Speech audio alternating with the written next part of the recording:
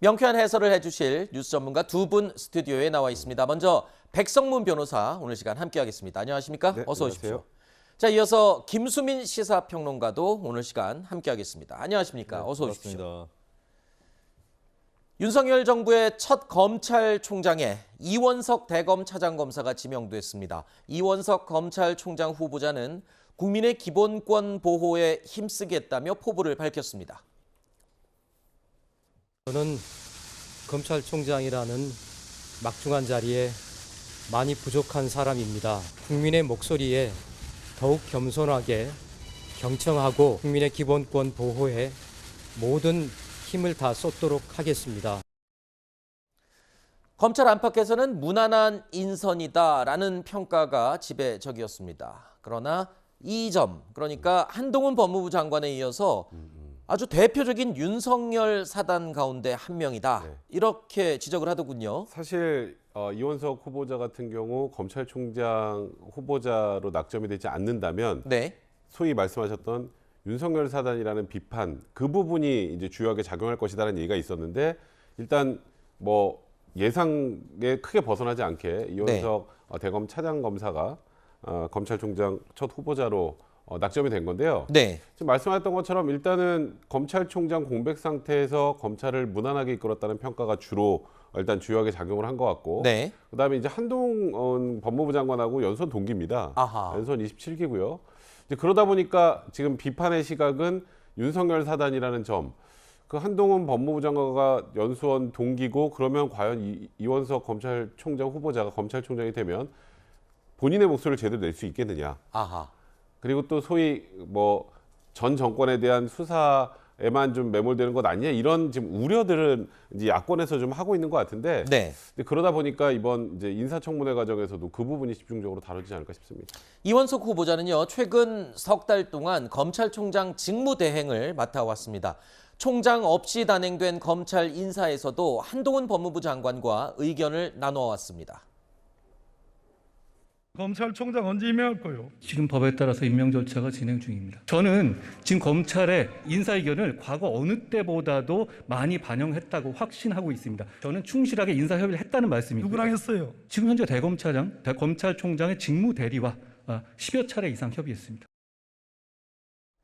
자, 인사청문회를 거치겠지만 이원석 후보자가 이제 검찰총장이 된다면 조금 전에 지적했던 윤석열 사단이라는 지적, 이 지적에 의미가 있는 게 지금 전 정권의 고위직들과 관련된 사건들, 이 수사들이 좀 더 속도를 낼 것이다, 더 힘을 얻을 것이다. 지금 이런 의견이 지배적이죠.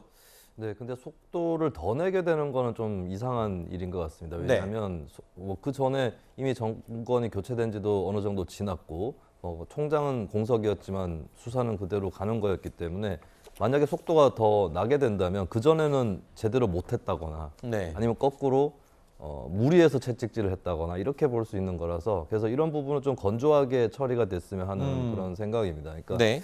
뭐 후보자 본인도 논란이 될 수 있는 부분은 알고 있을 텐데 그런 것들에 좀 만전을 기해서 이 정권의 코드에 맞춰서 하는 것이 아니라 네. 법과 사실관계를 쫓아서 하는 것이다라고 하는 것들을 좀 이번 인사청문회에서도 분명히 해둘 필요가 있겠고 한동훈 법무부 장관도 얼마 전에 좀 수사에 대해서 질문을 하면 범죄자를 수사하는 건 당연하다. 뭐 그게 정의다. 이렇게 네. 표현했었는데 그런 표현을 이제는 삼갈 필요가 있습니다. 수사는 수사대로 가는 것이고 때로는 좀 법무부 장관이 거기에 무감한 모습을 보일 필요도 있는 것이죠. 그래야지 수사의 공정성과 중립성 이런 것들이 국민들에게 좀 더 와닿게 될 것이다라고 네. 말씀드립니다. 아까 얘기 들었던 것처럼 이원석 후보자, 이 검찰총장 한동훈 법무부 장관과 연수원 동기라고 얘기했어요. 그리고 또 대표적인 윤석열 사단.